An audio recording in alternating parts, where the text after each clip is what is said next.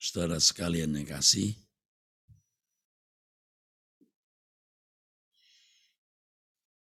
ada pernyataan Tuhan Yesus di dalam kitab Kolose, saudara. Dan itu sering muncul di pikiran saya dan juga sering muncul di khotbah saya. Terus terang bertahun-tahun saya mengkhotbahkan ayat ini. Dan benar-benar Kolose 3 ini sering muncul di dalam pikiran saya. Paling tidak di antara banyak ayat Alkitab ini yang lebih sering, selain beberapa ayat lain, saudara. Kalimat itu berbunyi begini, saudaraku. Ayat yang ketiga, Kolose 3 ayat 3. Sebab kamu telah mati dan hidupmu tersembunyi bersama dengan Kristus di dalam Allah.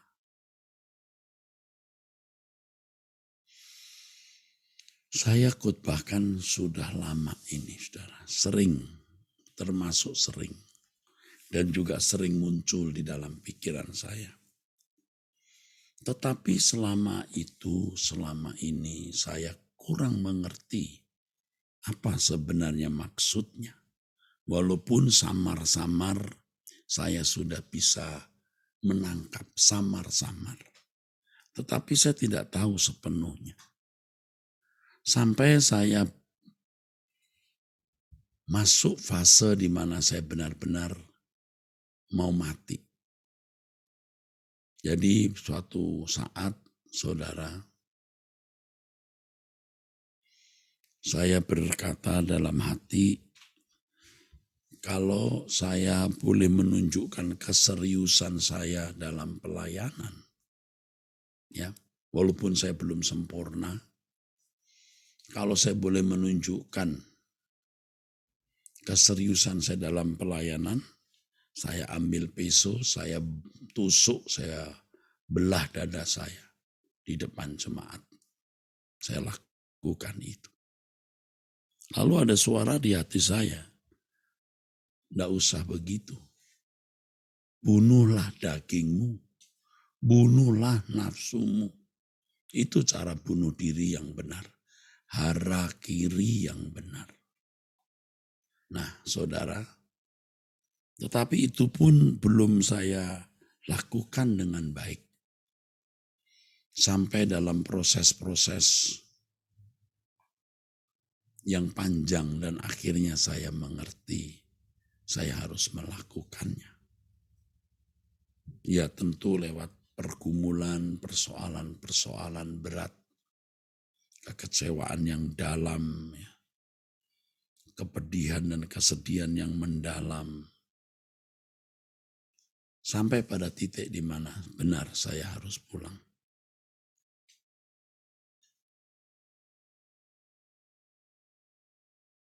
Lalu saya berjanji, Tuhan, aku janji, aku nazar untuk hidup suci.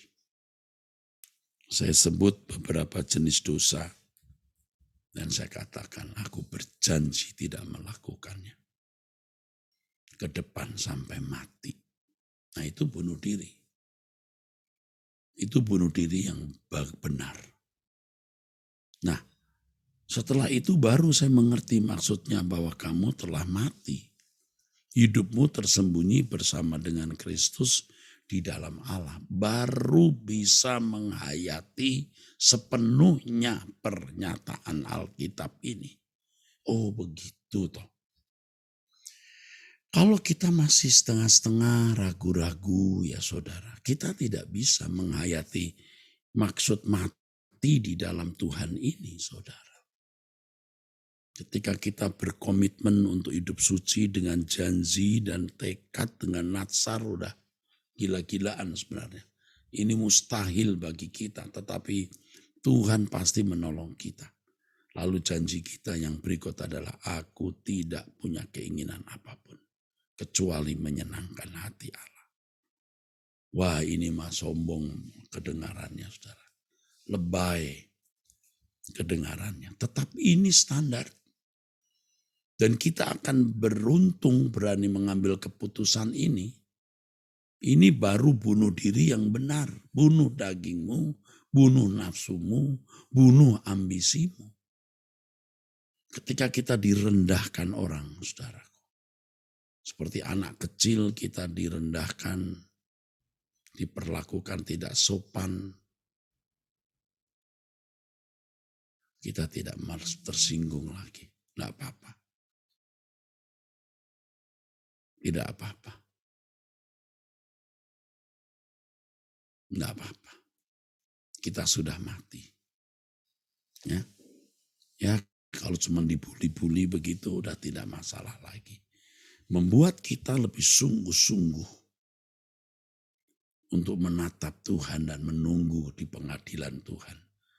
Ya, karena pada waktu itu semua nilai baru terbuka. Siapa kita masing-masing. Sekarang jangan cari nilai di mata manusia, saudara. Yang penting kita bersedia bertobat setiap kali kita salah. Berani untuk menyalipkan daging dengan segala hawa nafsu kita.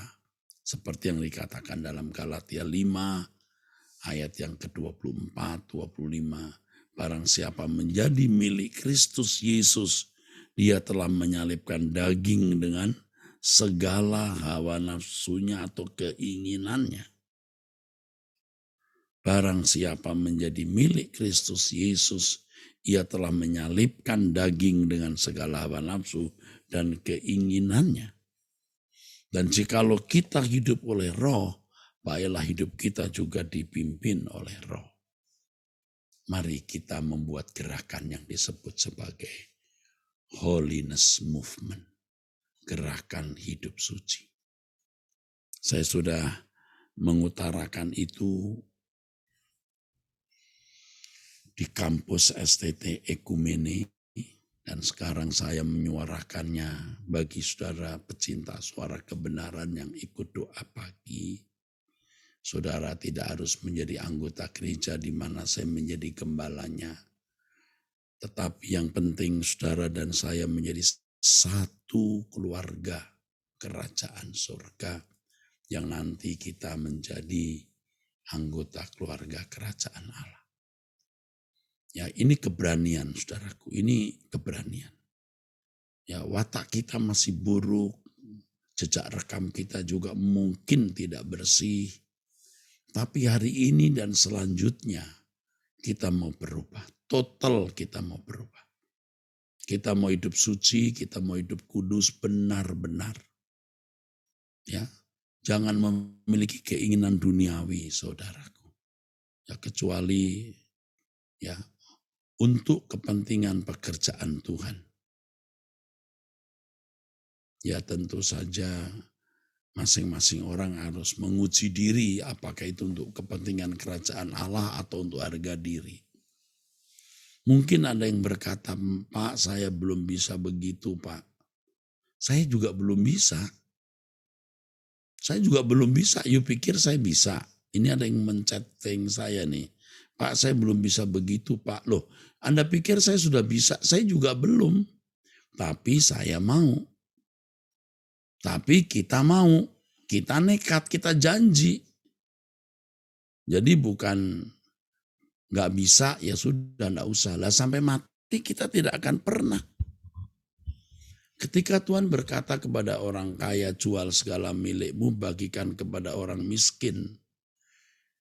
Ketika seandainya dia menjual seluruh hartanya, membagikannya kepada orang miskin, itu belum tentu hatinya sudah lepas dari hartanya, belum tentu.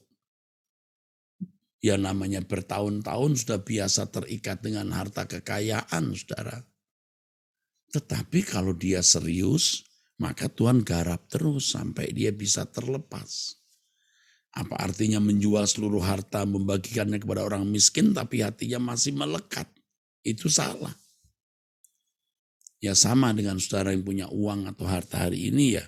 Uang harta saudara masih di tangan saudara, tidak harus mesti dibagikan kepada orang miskin atau pemulung atau diserahkan ke gereja. Tetapi hati saudara tidak terikat pada kekayaan itu.